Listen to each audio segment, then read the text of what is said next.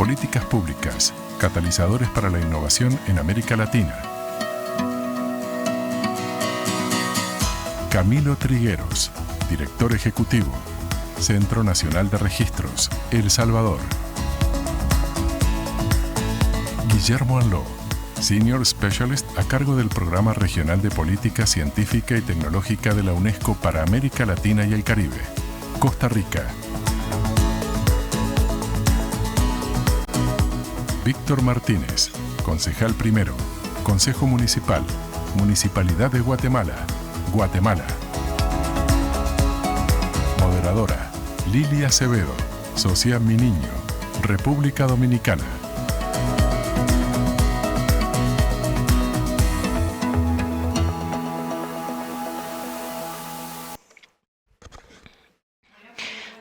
Good morning, everyone.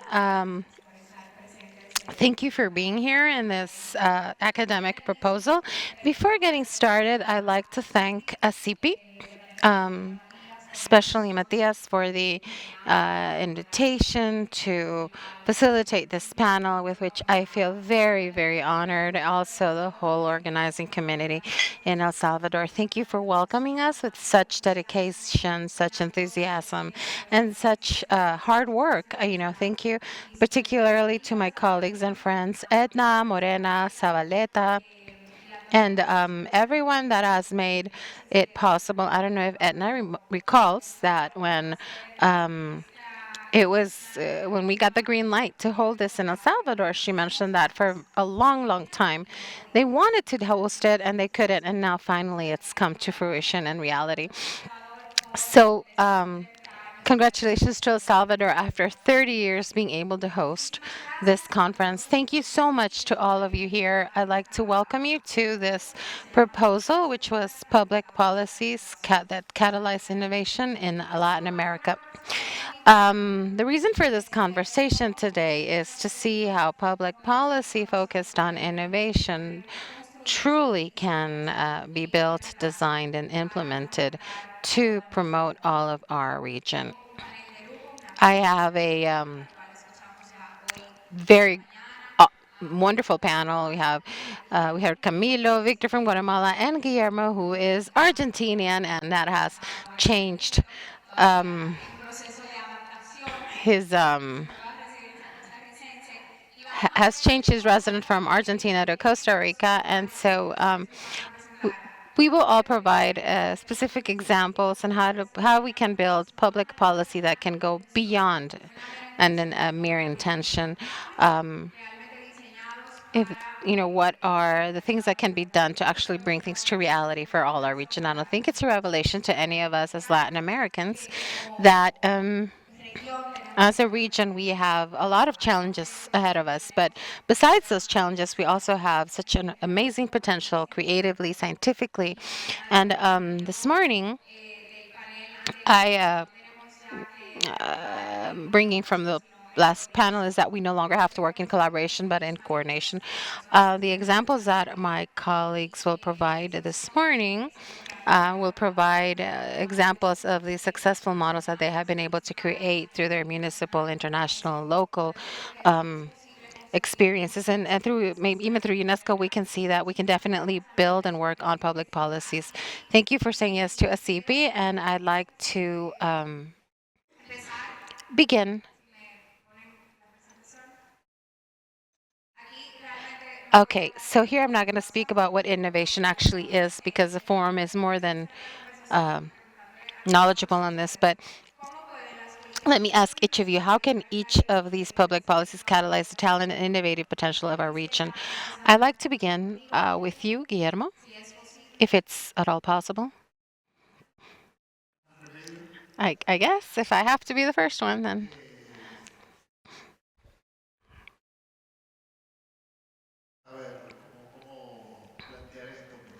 Let me see how I can frame this, because innovation has different faces, different protagonists.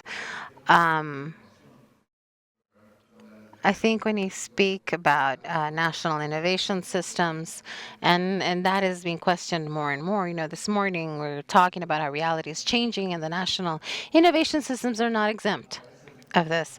There's new players showing up, which are the large transnationals, which are now, even now,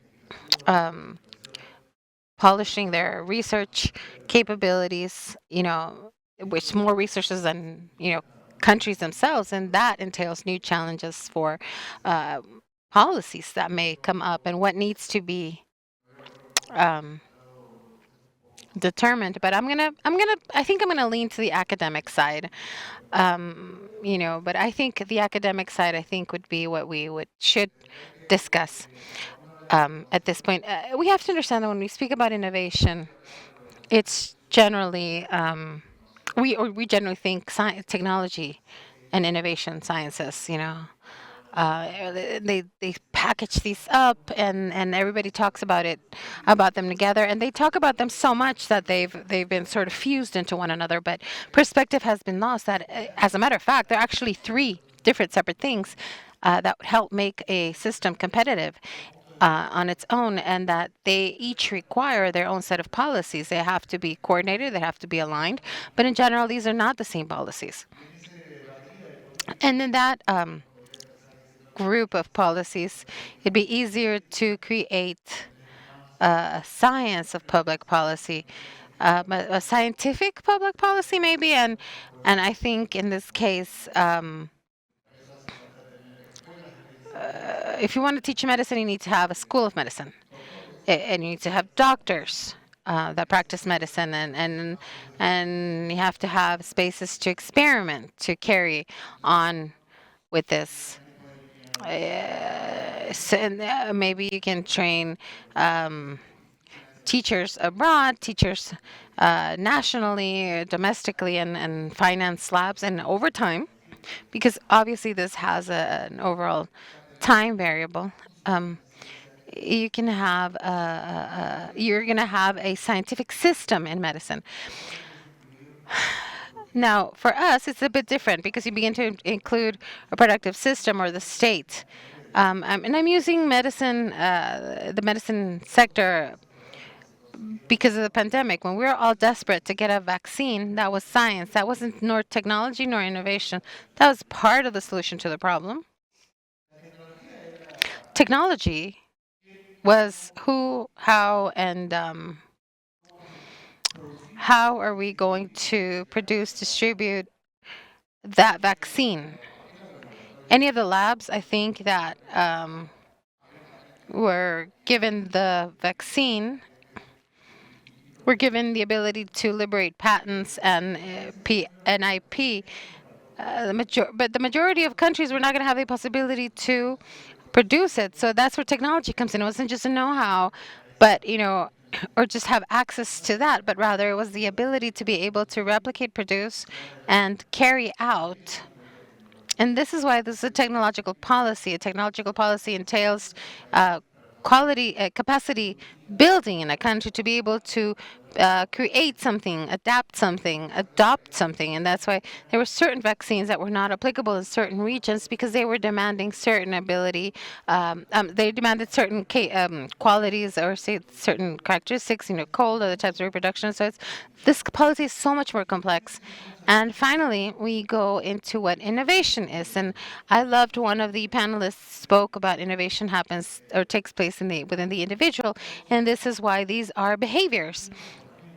Innovation is a behavior, and that is so much harder to do with the policy because you have to really build a group of incentives, and it is so much easier to say, I will invest and manufacture and build a hospital than make sure that people can actually go to the doctor and get their illnesses tended to because they care more about their routines, their food, and so you have to be innovative. So a policy of innovation is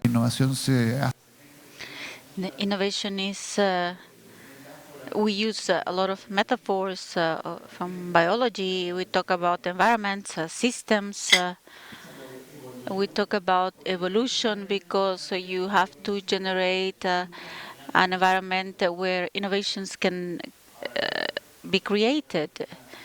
I can design scientific policies to have doctors or to manufacture cars, and then I want to be innovative in software.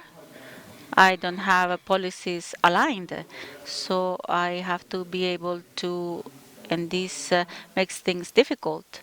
I have to coordinate and align incentives in different aspects of policies and that respond to different collectives because these scientific policies on science will be aligned to that. So we need a certain profile of policies that are going to be different. This points at these entrepreneurs who will do lobbying so that certain kind of policies and laws happen that facilitate their possibility to be innovative or an entrepreneur. So we have different audiences, different tools, and the need of a state that has a clear objective and how to coordinate these tools to achieve these objectives. And this is the part of the challenge that I understand that there is in the construction of a public policy and the construction of a system. Guillermo, if you think that in understanding a public policy of innovation, this innovation concept from your point of view is close to ours, which is construction of those processes for creation of solutions generally new at a technical and scientific level, functional, that can be protected, and that through this protection you achieve recognition and development and economic growth. This meaning of innovation is similar from the perspective of intellectual property to that you have in your role in this construction of public policy, or how do you perceive the construction of these public policies aligned to innovation? We go back to how to define innovation. There's a manual, international manual of Oslo from OCDE. Member countries, they defined it and agreed on it, and these definitions are not compulsory.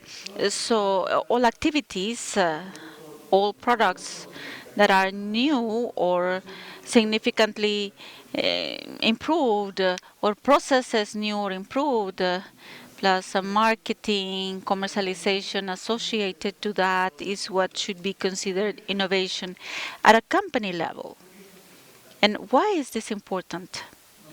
Because we can aspire to different levels of innovation. We can aspire that our countries or to be the next Google, and this is at the border, or we want that our agricultural producers incorporate some type of satellite monitoring of their production. Every producer who does that will be innovative because they will incorporate new knowledge and potentiating their production capacity. Hence, this will result in that society is more competitive, more innovative. You can say, well, they are applying something that is already there. It's not new. But as a state, what I want is that everyone use that. So we have a tension between the business innovator, they want to be different from the rest, and public policy, which seeks that the system is innovative.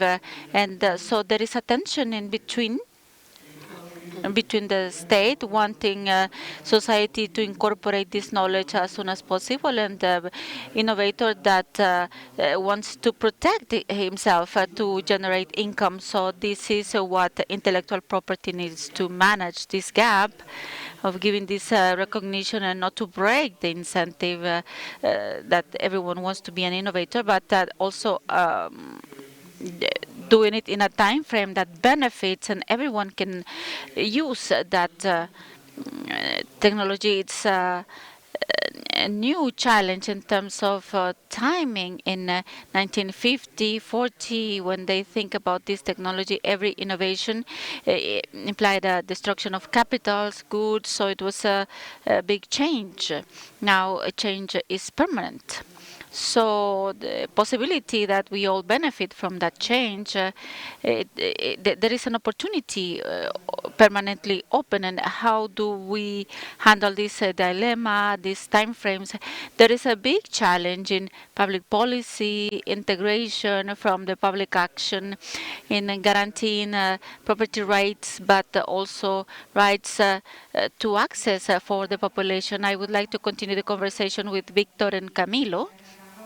And starting with Victor, if you can present concrete examples that have worked in Guatemala, and through your work in the municipal government aligned to, and talking to Camilo, I would like to know your experience and continue the conversation. And talking about what Guillermo said, how from the state you perceive this balance between promoting that the population makes progress, but also preserving intellectual property rights. Good morning, everyone. Thank you to the authorities of ASIPI. Recognition to this happening here is not usual to see a community with such a strong energy proposing things globally that allows to contribute to such a relevant topic such as intellectual property and apply to innovation. And we mix two worlds which generate an important contribution when specific part of the professional practice assesses how to replicate good practices in terms of public policies to massify the impact and to have a more strategic relationship. And I would like to tell you about some references that we've had in Guatemala. And in concrete terms, it comes from the pandemic, where from the society side, public sector, private sector, we saw the need to have a coordinated response in view of a global phenomenon that gave us a challenge that we had not foreseen in this magnitude. And this led us to make an effort that allowed us, first of all, to prepare for a sanitary response, but second of all, to prepare an economic response. And in that sense, we developed, along with the local government, central government, private sector, academia, the strategy to have an economic reactivation based on a city strategy. And this city strategy that escalates to the country level presents leveraging the opportunities in the supply chains and a transfer of investments, globalize investments to regionalize things, nearshoring, which has a dynamic of mobilization of capital. And this allows us that we understand a global opportunity in the regional context, how to design public policies to have better results at a territorial level.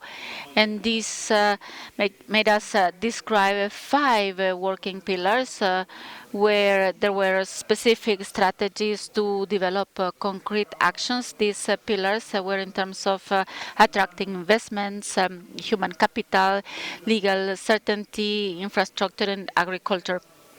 These pillars allow us to design the enablers so that the population can have the characteristics that allow them to have a better performance and development. And in the concrete terms, I shared this graph when we see how it is important to reflect in terms of innovation, because the scale of growth becomes exponential when you have an escalated process when you generate an improvement. And so this is what we identified. And part of this effort in a concrete moment was to identify that Guatemala, the city, had an opportunity niche that was very specific to give services to the rest of the world in these BPOs and KPOs. To enable the BPO services, we had to develop some kind of academic curriculum that allowed for teaching English, and the second thing was KTO, starting with programming. So the public policy was transformed into something very specific, where we identified that Guatemala has 45,000 people in the BPO industry, and that we can have a potential of 110,000. And the enabler from going to 45,000 to 110,000 is to teach them English from basic education, and also in programming.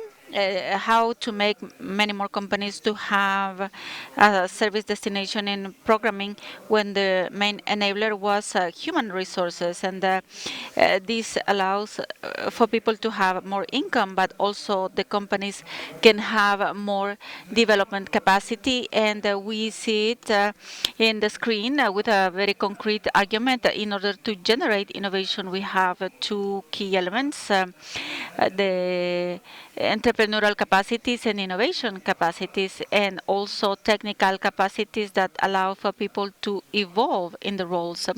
I agree with Guillermo that innovation means the development of soft skills is not only about generating knowledge, but also this position of the ecosystem that allows the people to perform an activity that can give them additional economic benefits, but they go into the area of uncertainty. In this pyramid, we have it as two different pillars. We have to give people the capacity to start up, and also the capacities to innovate. They have a foundation, and this is the institutions that give support. And above, there is a method of change that allows to incentivize people so that they are in this process. So when you read the story of Steve Jobs and Bill Gates, they were in the same years, in the same moments, between Hewlett Packard and all the technology companies, being in this innovation process, because the ecosystem was leading them to that. It was allowing them to access funds, have the knowledge. And so we have to realize that between all of us, we have to make these enablers available for innovation. Camilo? From El Salvador, I will talk about the area, which is government and registry of intellectual property. I think that we have to, this is the first thing, the first point that we have to assess, and it's to be self-critical. The government has to be a facilitator, but not the one that solves all the problems. This is a three-party relationship. We have to have the private sector, public sector, the academia, otherwise we won't incentivize an innovation mechanism.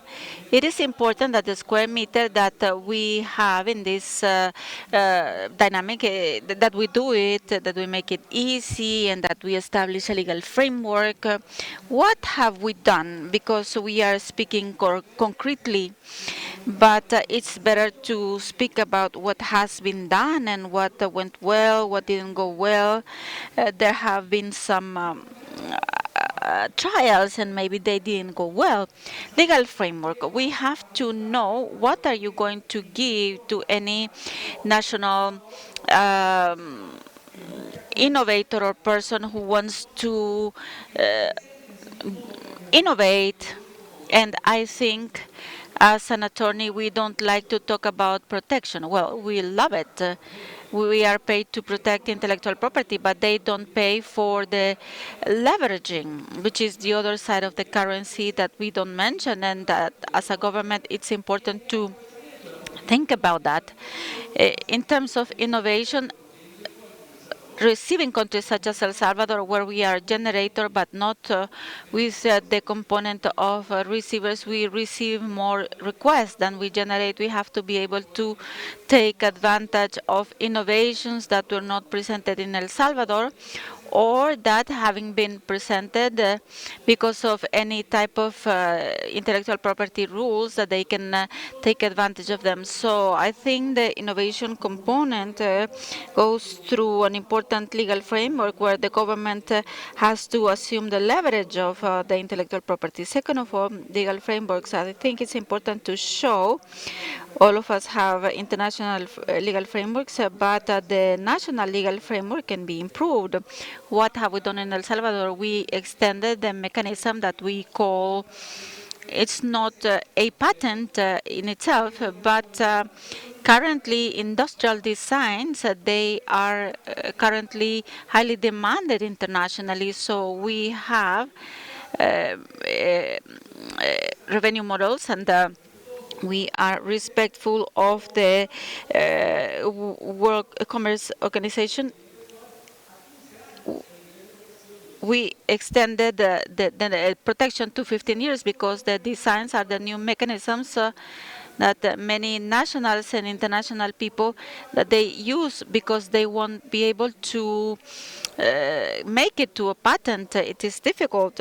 So why is the bar so high to fulfill? You have to have a simpler mechanism. So we say that the designs can be a solution. We give an extension, and third, local programs, because we realize that sometimes intellectual property is not that we don't have inventors in El Salvador, but they don't know about intellectual property and they don't know how to use it. These two tools, CAPIs, they have been in the region for a long time. CAPIs are famous in all countries, in the DR, Guatemala, but in El Salvador they didn't work. And so CAPIs are a mechanism so that the entrepreneur or innovator whose financial capacity is not there, so we can help them fill up a patent application. The person involved is the person who is going to assess it. We have to show our innovators. Many of us may have done it. I studied intellectual property, and I don't fill up applications because they are very complicated. So it's going to be very difficult for an entrepreneur whose bar is so high, but even we still want to have national requests because applications, because we want to be in the GII. We wanted to be higher up there. But what are we doing to achieve that? We wanted innovators. We are teaching about intellectual property, so as a government we should assume the capacity through CAPIs, through intellectual property schools, and with OMPI, with the support of universities, and that is having a contest for university innovators. We give money to the winners, and we have to do it so that we awaken the innovation part of people. Thanks to these 2 consecutive years that we are doing with the Disruptive Ideas Project, at least 1 national application patent is there. So it's an achievement. It's our first presentation in many years, and it's not much. Maybe for some countries it's not much, because for El Salvador it's a lot, because we have broken a a mold. The first milestone, or one of the milestones from the central government perspective, has been to recognize the importance of intellectual property and the impact in the community, and to contribute with development. So I think that we can agree that there has to be political will, because if this government, the president, we are not in the security 5 years, we are in the economy 5 years, and the intellectual property is a cross-cutting aspect, and if we don't recognize it, we will lose innovation and public investment inside and outside. I like a lot to hear that it's important that the CNR knows that they can also access to this place where we have a lot of support to entrepreneurs who don't have the financial capacity to do the registrations. I don't represent ASIPI pro bono, but I can help. I have a question for each of you, and I want to go back to the conversation with Guillermo. I would like to hear from you how these policies align with the 2030 agenda.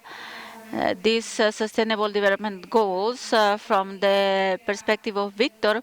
I would like to understand how the city can promote innovation at a local level. And for Camilo, I would like to know what is the role of the intellectual property system in this context. I know that you have talked about that you have a presentation at the end where you will talk about the statistics. You can answer now or you can leave it for the end, but I would like to continue the conversation with these 3 points. Thank you, Lydia. I would like to go back to the previous thing before we get into this. Victor talked about the case of Steve Jobs and Bill Gates, and this happens in history. In many moments, you can find group of people that came out at some point in history because there is a generator in the environment that thrived. It's not simple to generate that. Maybe you have read a biography of rock and roll, but in England, in London, the Beatles, the Stones, and a huge number of musicians share that space in the same place. Everyone would play, and that's why you get these bands and this music movement. Now you can see the same cases of Argentinian musicians. They were born in the same environment. I am talking about creativity and not innovation, but innovation has a lot of creativity, and there are some environmental conditions, and these are the things or laws, regulations of the government trying to facilitate processes. And this sounds very well and good, but in reality you find many problems. I'm sure that Victor and Camilo have seen that, the challenges. There are things that you face. The state can be very innovative, but for that it has to do with the resources that they have and the regulations that they have. So the government officials say, well, why don't you do that? It's not because you didn't realize it's an idiot. Well, they see it like you, but they find many limitations and problems. Public policy is not the same as a company. And you can go to prison for many things, and it means a lot of processes and things, so you have to consider that. And the state is formed by all of us, and so all of us have to look at these possibilities of change. I go to the 2030 agenda. 2030 agenda, we've seen it more than once. It's got 17 sustainable development goals that break down in 169 goals. And if you link them, and I think this is something that we don't see that much because it's not presented in this manner. The agenda is not a number of goals to tick. I have completed this. No, it's something comprehensive. It's these 17 objectives that are linked among themselves. I'll give you a silly example. I can resolve the problem of hunger if I cut all the trees in the Amazonian, but we have hunger zero objectives and environmental preservation, so I fulfill 3 and 4, but not the others, and I don't care. No, they have to be fulfilled as a whole. And this, how do I do this? There is one way. I have to have innovative solutions. As usual, we are not doing it. I have to be innovative. But now it turns out that innovations, they are based on new technologies that we see, artificial intelligence, neurotechnology, biotechnology, nanotechnology, the space, all technologies that are coming up and changing our lives. They have a particularity that didn't happen before. These technologies they are increasingly linked to scientific knowledge. And so it seems that I am denying what I said. These are 3 difficult families of policies that we have to have, but I add another challenge. In order to be innovative, I have to have technologies that are science-based, and hence I have to have good scientific policies that give me a base to have good technologies, not to develop them, but to incorporate them. I go back to the example of vaccines.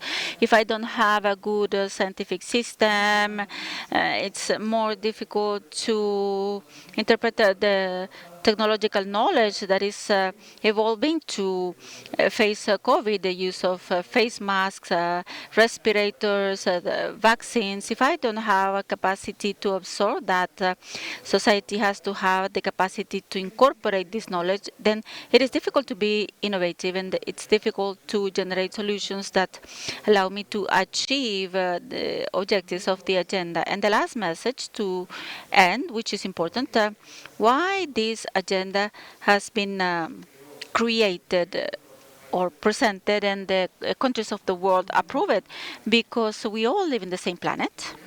And what used to be my neighbor's problem that I didn't care about, and I will give you the example of the pandemic. Why did the pandemic start? Exactly at the other side of the world. And how much did it take for it to affect us? Weeks. We are on the same boat. Not all of us have the same tools and capacities to respond, but the problems that happen in this boat affect all of us. And my neighbor is not the one next door. My neighbor can be on the other side of the world. It's Victor. If we go back to the previous slide, part of what we see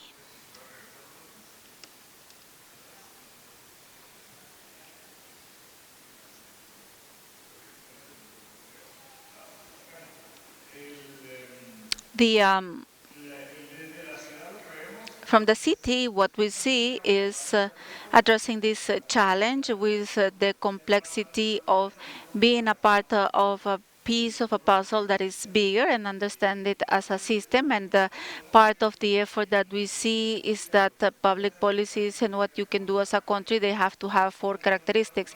One, long-term view, technical support, orientation to urgent action, and an extended support base. And for these 4 principles to be successful, you need a methodology to have a strategy around, and part of the effort with the private sector, academia, and the local. We have actually ascribed this effort as far as innovation and entrepreneurship for an MIT technology. This is what you're seeing. And so this is a regional fund towards entrepreneurship, acceleration of entrepreneurship. And what does this actually entail? At the very beginning, I know that I mentioned that we have some abilities that we are developing towards innovation and towards entrepreneurship, and that is the first triangle, so to speak, that backs up the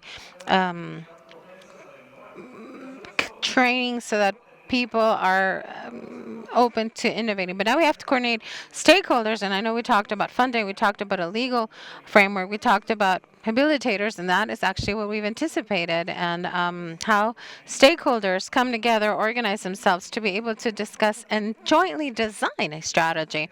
So we have this triangle that you see here that really allows to habilitate the innovation process, and it also allows to innovate the process to generate these ventures. And so what this does is that it provides a greater impact for society. I think in very specific terms, and as going over this efforts, just the fact that I'm sitting here today makes you think about what you represent as intellectual property, and going over the WIPO report from 2023, it's important that 3.5 billion patents that were recorded towards 2023, and the increase that was seen from 2022, an increase in brand registry, the 15 million brands, but on the low. Industrial designs have increased 8.2%, and vegetal varieties have increased and also a bit. So the world is recording or registering their patents and their industrial processes, more vegetal varieties than ever. But when we go into the regions themselves, Asia is doing 68% of the registries. North America has 16% of the registries, and Latin America has 2.5% of the registries. When we talk about registries, there is a difference between who is registering these.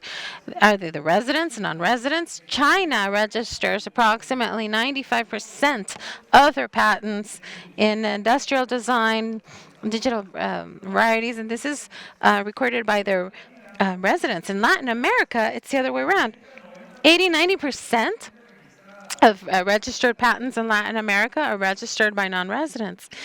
And so we have to, and I'm just saying this because just the fact that we're able to be in contrast with an authority, an Ibero-American authority of intellectual property, and really just truly understand that this is something that's happening on a global level, it also makes me oxygenate this outline that you're seeing here for the great challenge that we're actually facing, because we're not generating the conditions as Latin America to be able to have an innovative ecosystem. And very likely, if we invest in developing innovative capacities, entrepreneurship capacities, what's going to happen is that everything's going to migrate towards the US, they're going to migrate towards Europe, and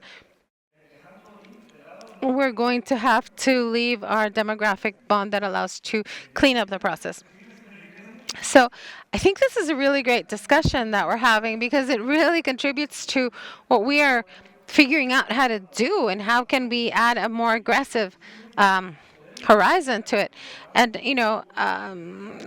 and we were discussing this with the MIT REAP group when this discussion, as this talk was coming up. Can I show up these slides, because they have their own intellectual property, and they made me sign a contract that I was okay with. So anyway, but at the end of the day, what we want is to really understand how we can all be part of this, because at the end of the day, this innovative ecosystem actually faces challenges on global mobility. Same as capital. Ideas move maybe even more actively than capital, because entrepreneurs don't have that much to lose. They bring their ideas and they'll go to another country, and they will install them when they get the backup to make their ideas be born. And so what are we doing? We are facilitating capacities, but we are also seeking to generate that environment that will allow us to do habilitators, to have that habilitator so people can innovate. And so very likely, we'll be seeing these actors in academia, investment funds.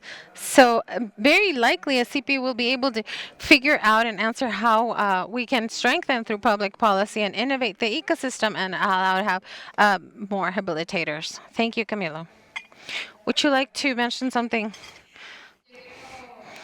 Actually, I want to discuss a little bit about the challenges. I think that Guillermo was able to mention, move forward a little bit when there's a lot of goodwill, but sometimes we have a lot of limits for implementation. I have a government experience from the outside. I didn't understand it until I was in the inside. When I was inside the administration, and I understood that there can be a lot of will, but the way that the state is built generates a lot of obstacles. So I'd like to hear from all three of you.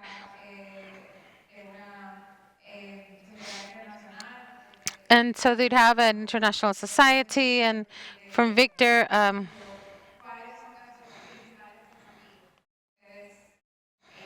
so what are the main challenges? And something that we have been discussing all morning, it's about a collaboration. And so every stakeholder in the system, how's everybody, how they coordinate themselves? How's everything done well without mistakes?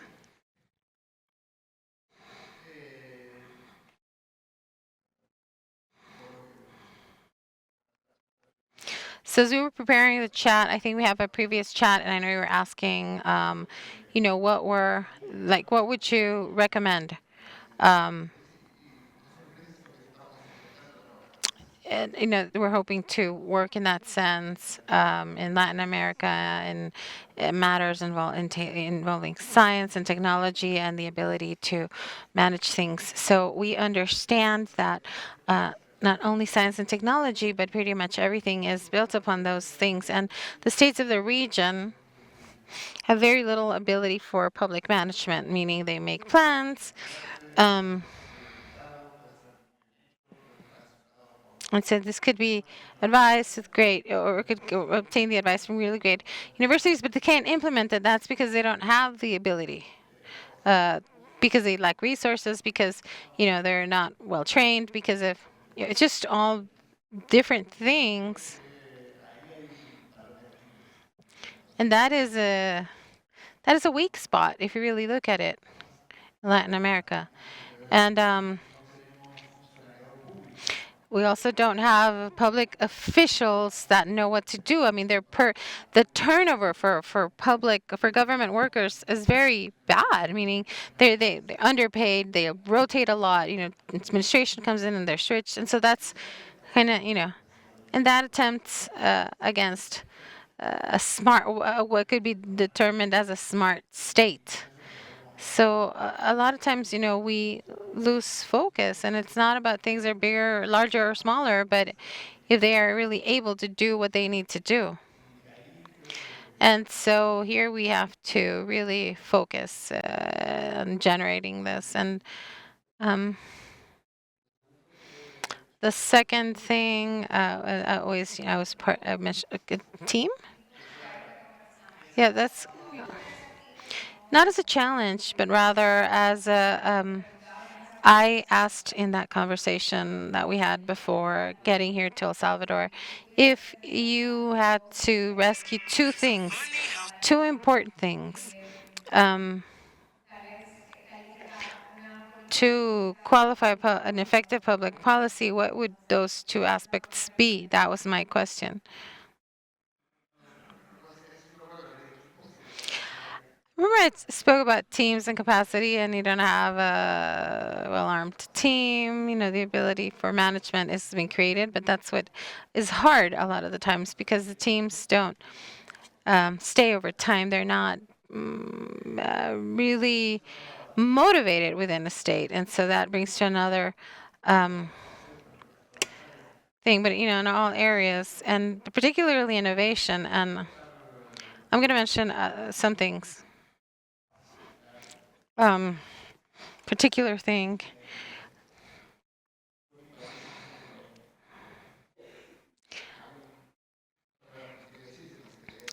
So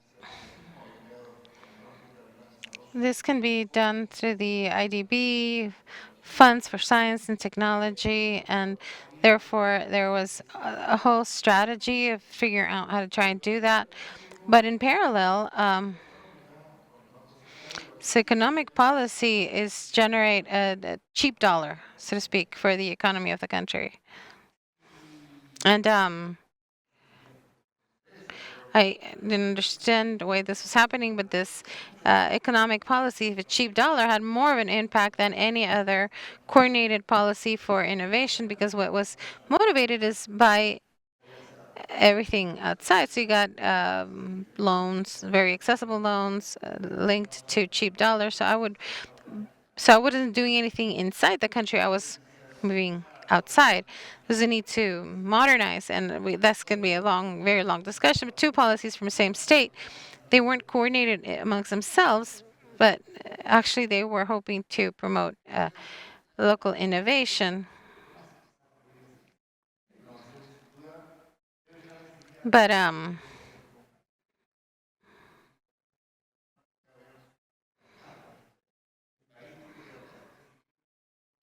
so state needs to really figure out what they want to do. And based on what they want to do, then that's how they are going to innovate, and so or align into place. And so, it is important to really visualize and figure out where anyone is headed and align the policies in that regard. So,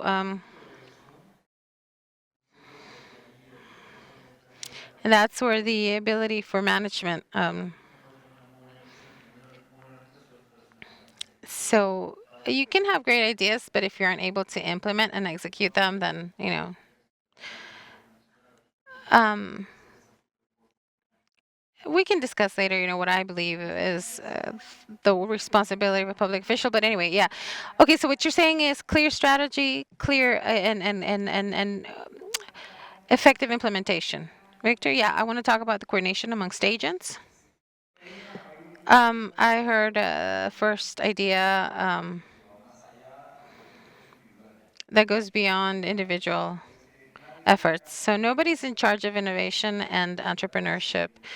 Everybody plays a role, a very important one, a vital one, but nobody can actually say, this is my effort and I'm going to see results where, with every single resource, every effort, anticipated results are not created because they don't allow for the habilitation of the ecosystem. And so within the methodology that we are following in the city to achieve, innovation development, we have these 5 stakeholders.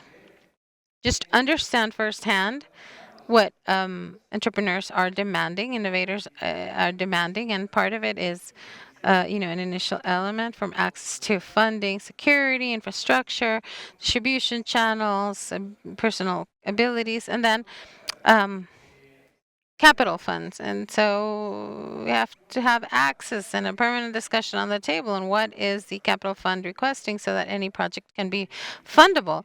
And moving along from that, also to transfer innovation criteria. And once again, I'd like to mention things can be very robust to set up these requirements to be able to provide answers to people who may be requiring this help. When I was talked about the strategy, every single strategy at this point in time go through technology, and part of the route is technology will work for finances, for construction, for training, for everything, pretty much every single process that is seeking development in an exponential. We talked about the unicorns that allow for growth in 2-3 times its size in the shortest time go through technology, and undoubtedly the issue of protection is going to be a very important aspect. The other element is the academia, and we have worked in Guatemala to be able to start from a talent gap, a joint design of the academic study plan, so there can be an offer for training that will help and back any one of the economic categories where this country has potential. And as I mentioned, is my English, programming, and so it goes beyond. What type of academic offer do you need to close the gaps, and how do we ensure that this is sufficiently attractive, and that generates other additional challenges. And so, how do we add the volume? And to do that, we to design scholarship programs because people were not willing to not work to generate capacity and then go into the labor market if we have minimum income guaranteed. And as far as the academia, and this is why it's so important in the ecosystem to be sure that you're linked with the financial system, the government system that allowed to provide scholarships for employment, and we have 3 consecutive years where we are actually destining 150 million, $15 million specifically for scholarships destined on things and topics that we have prioritized. Um, and to be able to establish the level of development in government, obviously, we are able to provide this sort of detail. So there is a specific aspect, and how are we organized? We are organized specifically with institutions, with people, with a accountability system. And last year, we had a graduation of the MIT RIP cohort, and so now we have to begin to implement. So where are we missing? How is this replicated towards public policy? How are we able to translate these technical proposals so that they may end and institutionalizing themselves? Because we're dealing with alliances. I think in the following slide is something that we see, how this alliance constitutes itself into a formal agreement, and then how can this be institutionalized? And so how do we make sure that this space for creation and discussion and proposals can have a very specific focus to be able to provide continuity over time?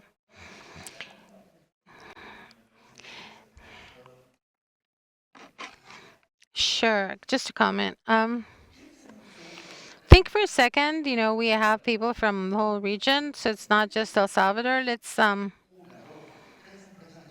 1, 2, 3 companies in your countries, one that might seem interesting, and so that has a life of over 30 years. Let's think of the history of your country, the last 30 years. How changing administrations, situations, crisis. Would anybody dare say that these companies that were thinking then to do things were not innovative? They survived these whole things. They are. They're innovative. They're survivors. The thing is that they're not innovators as far as the strategy that we're talking about now. Just like to clear this up to understand the difference. It's not that our companies they're not innovator, but entrepreneurs are innovative based on survival and in very hostile environments. They're the scorpion in the middle of the desert, and that's why they're hostile. And so to be able to generate innovators of the style that we'd like, we have to generate stable conditions that will guarantee them a circumstance of that they're going to do well. And this is a huge challenge because we have to consolidate stable countries to be able to achieve this. If we can speak a little bit about those examples and the graphics that have had a positive impact on the ecosystem of innovation. So I have some in the presentation, however,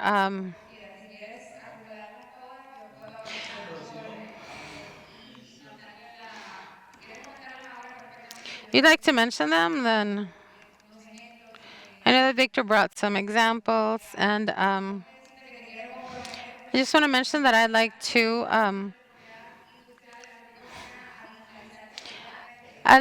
would hope that the Dominican Republic could use your model. So can you help me with that, please?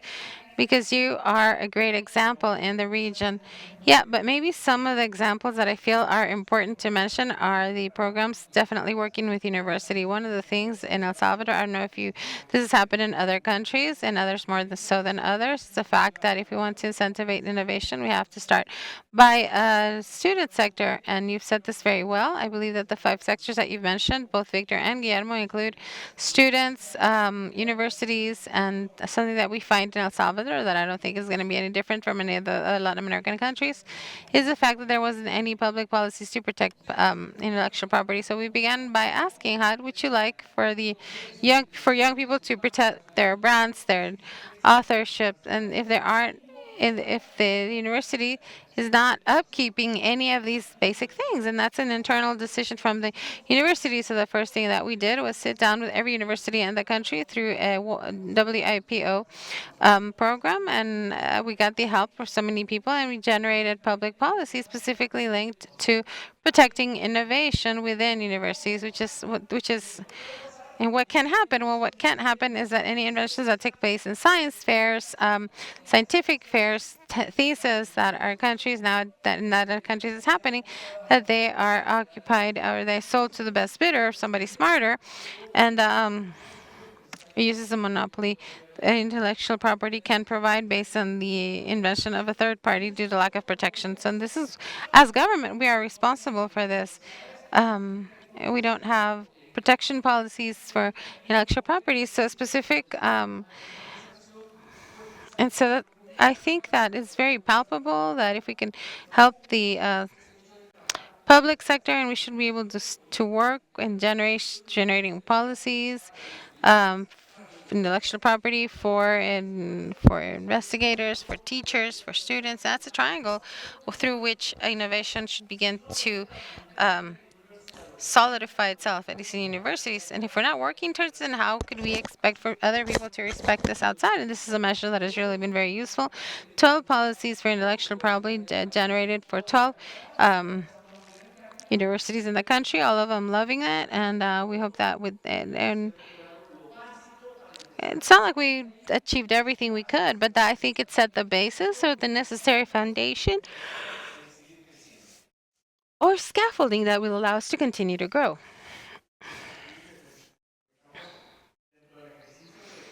So, territorial exercise, we did this with McKinsey and company to be able to determine how other countries have done this in Latin America. And so part of the routes that have been established is to be able to join in a single territory, a lot of offer that at the end of the day will allow to habilitate that environment. And so I'm talking about territoriality. So one where we can bring everybody together: academia, technology, services, hospital, all of these things, hospitality, and so that is the example that we've seen and that we hope to move forward as far as this goes. We also have a space known as the Tech in Guatemala in Zone 4, where we're just barely getting started to generate an ecosystem of innovation. And so we requested in the country the authorization of special economic zones, which has so it helps us focus not only in manufacturing but in service too. And so what is this in very specific terms? That is the importance of being able to have something that is visible at the end of the day as humans. When we have a reference, when we have a landmark, a milestone, it can continue to attract us as people to be able to create a process dynamic. I was mentioning an example in terms of youth.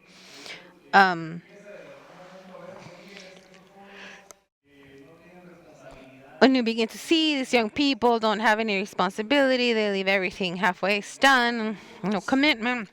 When you hear them, when you speak to them, they are committed, so long as they're involved with a case, with a cause. They're involved with something that is happening, and this is why they drop the projects, because it doesn't satisfy them, and saying, this is not worth my time. I'd rather dedicate my time to something that makes me happy. And so there is a something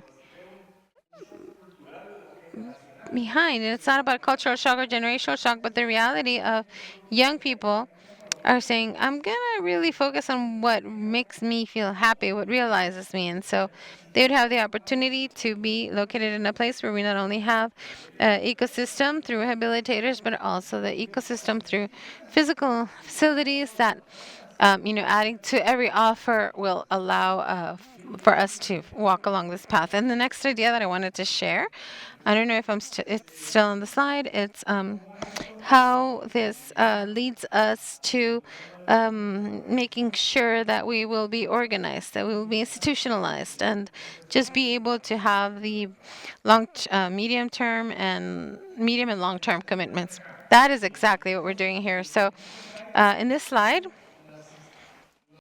we can see how the ecosystems that persevere the most are institutionalized. And so, the informal associations, organized teams, formal alliances through agreements, but where you see the increase in the impact is when you have institutions that are mixed and they assume responsibilities and they allow for very specific terms towards project result determination. So before wrapping up, if the people from production can help me show the other presentation, because Camilo would like to show the advances of the National Registry Center for those of you who are Salvadorans.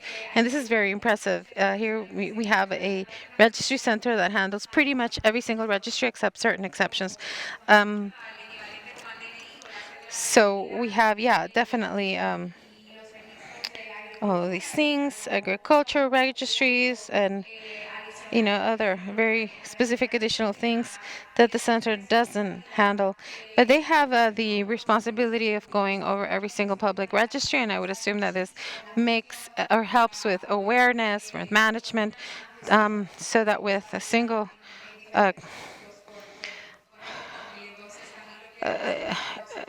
element. And so Camilo wants to share some of the advances of the progress of the center before we go into Q&A. Thank you, Camilo. I'm going to stand. I have over 20 minutes. I'm going to try to be as quick as possible.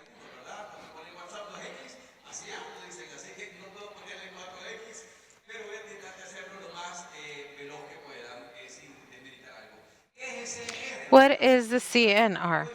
So, CNR, we have to compare it to something like Costa Rica or Intecopi in Costa Rica National Registry. So, in a single institution, you include 5 of the main national registries. One for properties, geographic and Catastro Nacional, trade, and the Salvadoran Institute for Intellectual Property. But I was asked to talk about innovation, and I will try not to stray too much from this fact. But I will want to mention that for innovation to take place, and as everyone mentioned before me, is that if this country wishes to focus on economic reactivation and investment, registry procedures need to be quick, need to work well. So to do this, as of 2009, specifically 2021, we needed to focus on online registries. And I know this was discussed after the pandemic.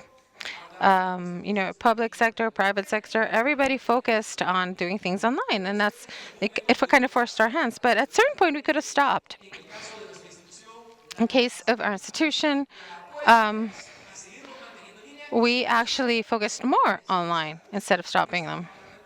So what are we talking about? That we find a registry center with 28 procedures. Before 2020, now 123. What have we used to do this? Well, we fell in love with e-signatures.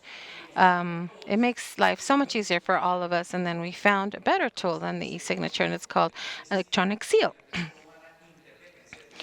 When you actually don't need humans. And I realized that because there's a brand and you need to have somebody, a human involved.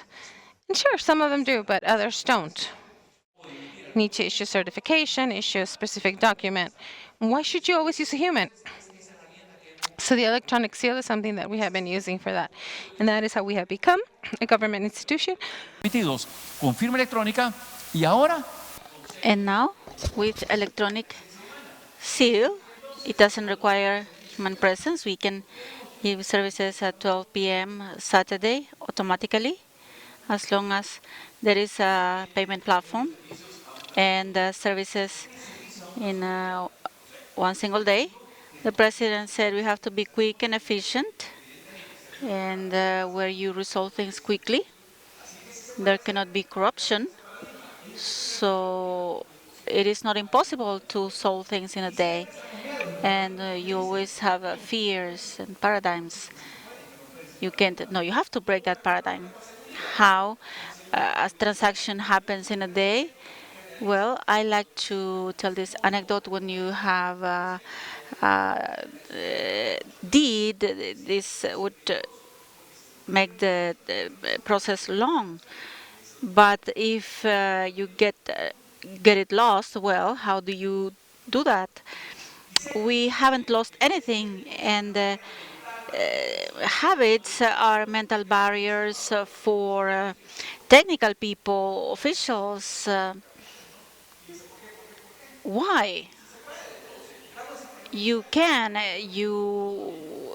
remove this initial scanning, and you breathe and say you can do things in a day, and if things go fast, there is a virtuous cycle. We have 302 services in a day, and documents with e-signature we have 164. Let's talk about the matter. This was not the last presentation, but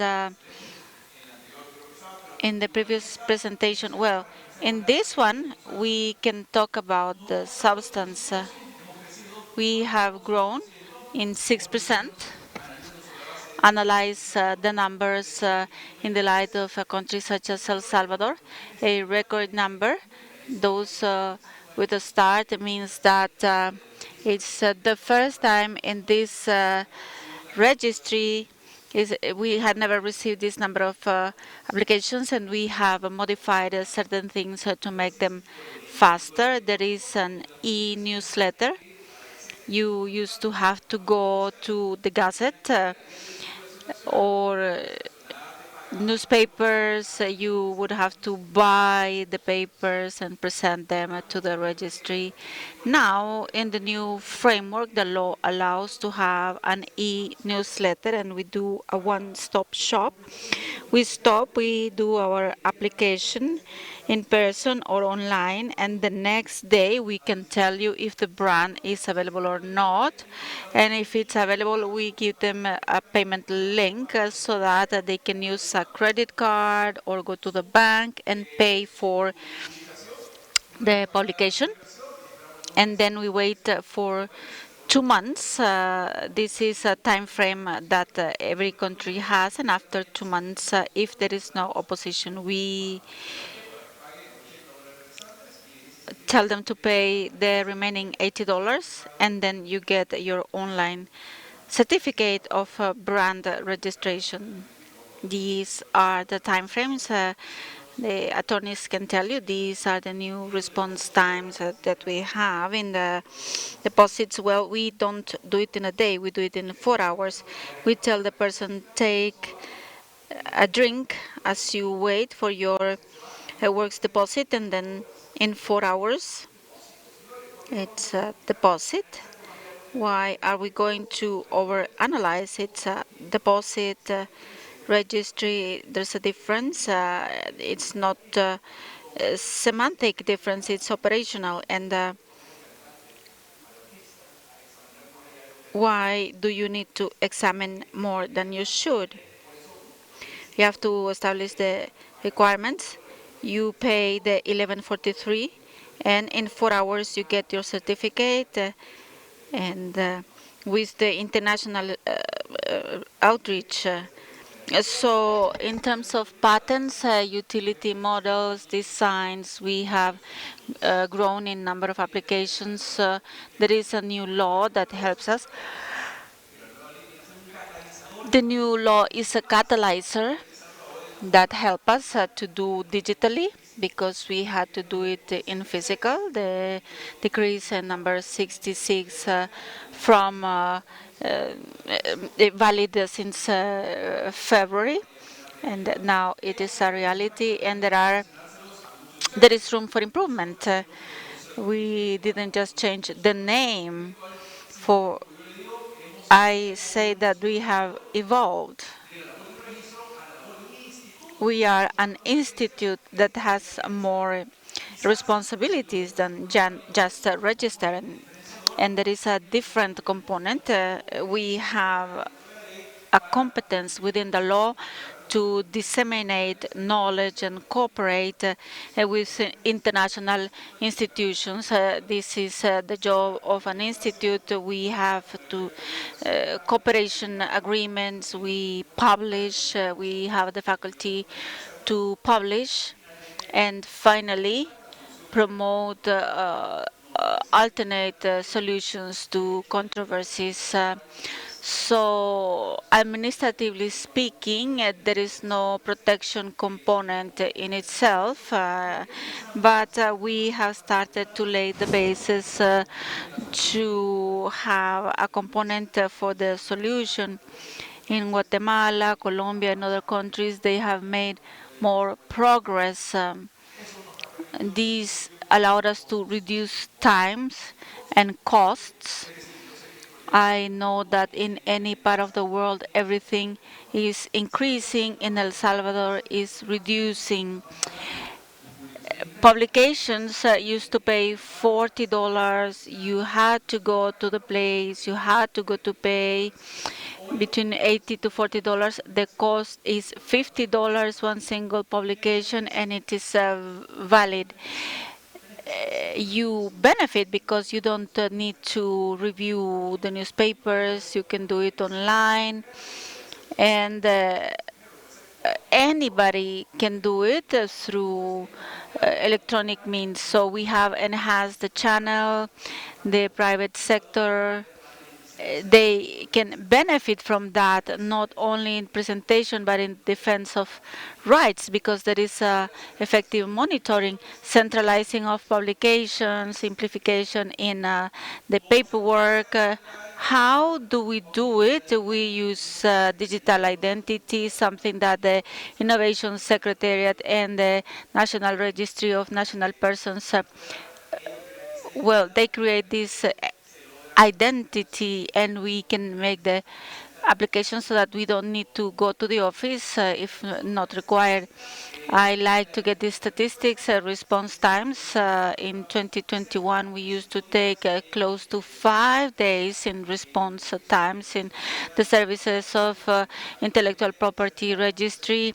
Now we have 0.46, that is half a day. And how do we do that? Tools, modern tools, data analytic, Power BI, where you see the distribution that you can do, the number that is being qualified, and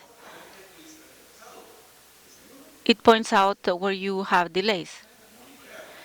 You monitor, and technological tools are our allies, and we should not forget them so that we have good response times. I like this slide. It tells us that the story of El Salvador hasn't been the same. 24% of the applications or requests are about products related to gastronomy and food products.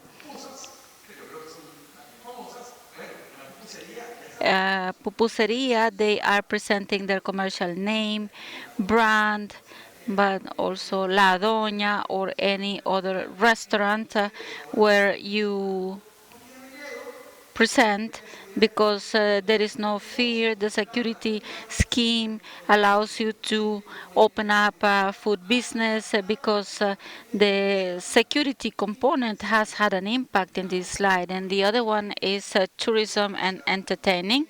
Many of you have visited Surf City, volcanoes.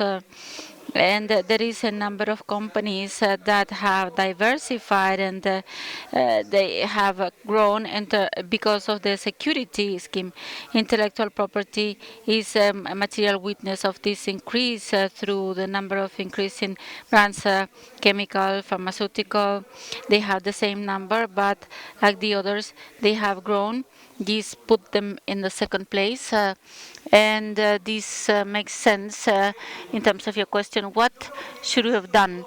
There is a principle that we all know, and it's to treat others equal. As a government, I couldn't treat the same to a student with the same payment capacity than an international brand. If the payment would have seen a high barrier, then let's start to establish policies where students, if possible, that they don't pay to present a patent application, their thesis, whatever, that they don't pay, as long as they prove that they are students through an agreement with the academic institutions. We have to do our part, knowing that this is not a business. At least for the government, intellectual property should not be seen as a business. It's a catalyzer, as a mechanism that allows to make innovation grow. And if money is a problem for a student to register their model, their design, then let's remove that barrier so that we can promote this now. Who else do you have to incentivize? Small business owners in the formal sector, you need to give them some support. So in their case, we have given a discount as long as they prove that they are a small business owner. We have a certifying entity. They certify that, and they get a 50% in the tariff, so that we incentivize small businesses to be registered, including artists that are in a separate registry. We have 30 SMEs that they have benefited from this discount, and we have modified the legal framework where publicity and commercial names, they need to be renewed, because commercial names in El Salvador, unlike in other places, or publicity, you used to register forever. And this was a material problem, because other new brands could not register when some of them were not being used. And going to court for that is costly, so we gave a certain period of time for commercial entities of 10 years, like the brands. They have to renew, otherwise it's cancelled and another brand can use this. We like to break patterns. We sign an agreement. We shouldn't be afraid. The worst thing that can happen, well, we did it wrong. What's the worst that can happen? We go back and you are how you were. If this didn't work, find another alternative. Otherwise, we won't thrive. Strategic projects, CATI, we are also working with universities. There is an intellectual property program for children, disruptive ideas. This is what I mentioned, that we work with universities.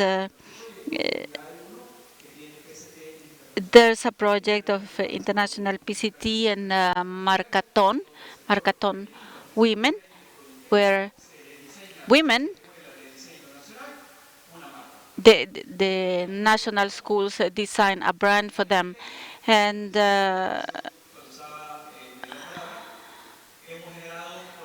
we have created intellectual property policies for universities where we have helped them so that there is internal respect, and if there is a creation, they respect that, and this adds value. Perhaps in your country you have adapted it, but if you don't have it, it is fundamental that what you create in universities help you to rank better. There is a component that people like having an ecosystem in El Salvador in CNR. This allows us that property guarantees, you don't only guarantee the car. I will get a leasing for the vehicle, and I will leave it in guarantee for a loan. But in the 11 years that we have with this type of registry, we have evolved. The brands are a mechanism previously assessed that are a guarantee, and so small or micro business owners, they guarantee not their aircrafts, they could have done it, yes, not their hangars. There are many, but they guarantee their brand for an amount, almost $2 billion.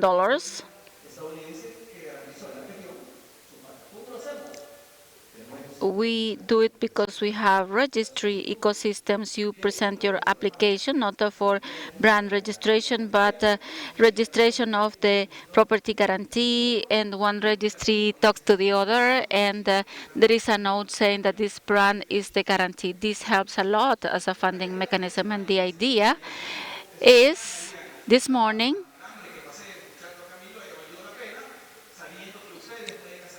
I know that you can go to potential customers, you do a brand assessment, and you say, well, you have money there. You don't have to give your factory as a guarantee. The brand can be your guarantee. It can help you to aspire to get amounts good enough that can be your funding.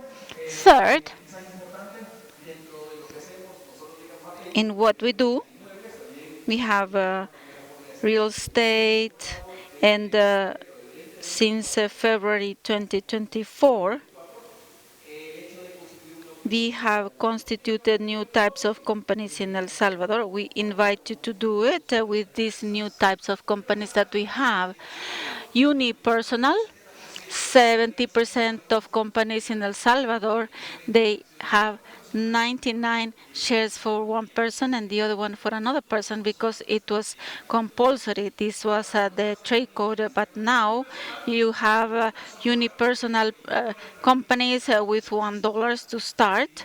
And we said, why do we need $2,000? Well, it's like that. Well, businesses are not a component of 2,000.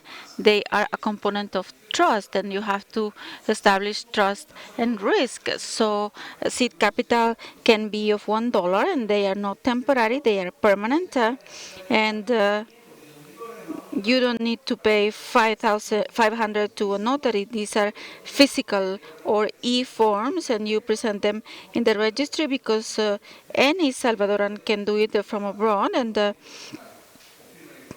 you can use electronic signature, and you don't pay registration rights. This is an attractive feature, so that well, when we did it in 2024 with the support of World Bank and many others, and we did it, and we got results. But the good part is that when you have a trade registry, you ask, well, how many SAS registered brands?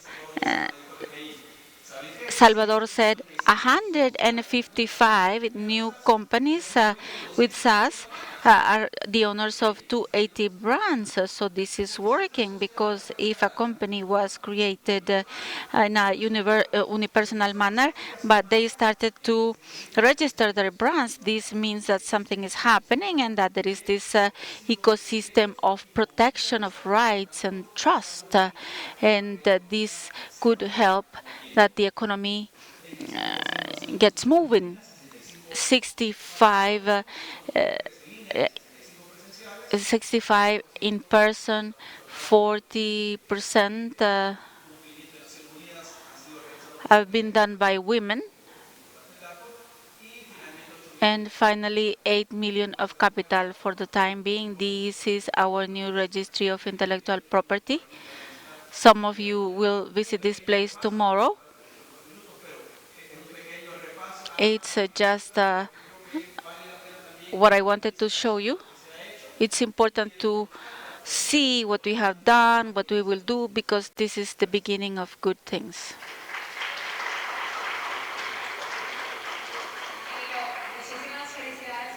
Congratulations for the progress for us. All this progress is music to our ears. I have a huge clock. Do we have a space for questions? Do you have questions for the panelists?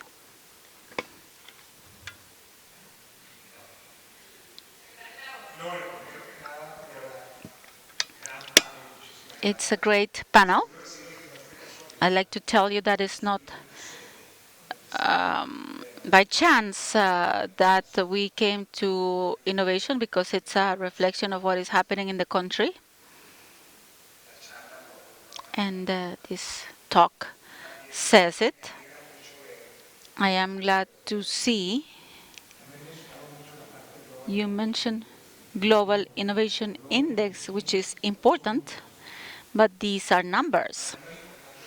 To me, it is more important to see how the local index is growing.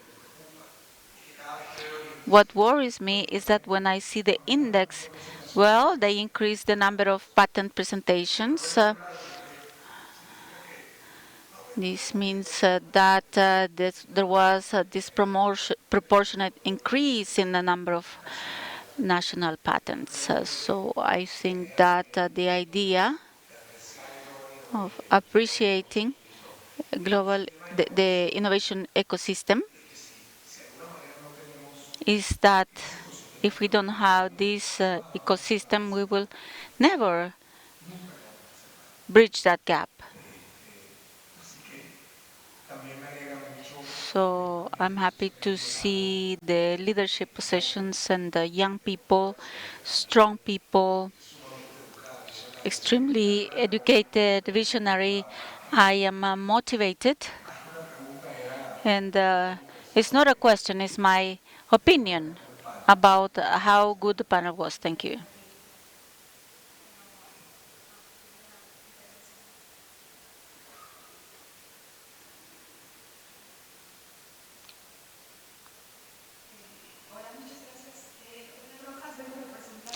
I represent UMPI.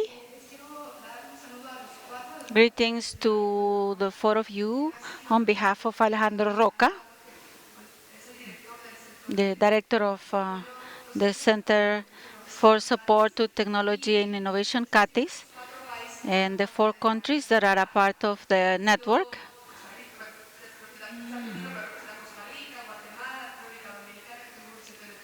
We had an event in El Salvador.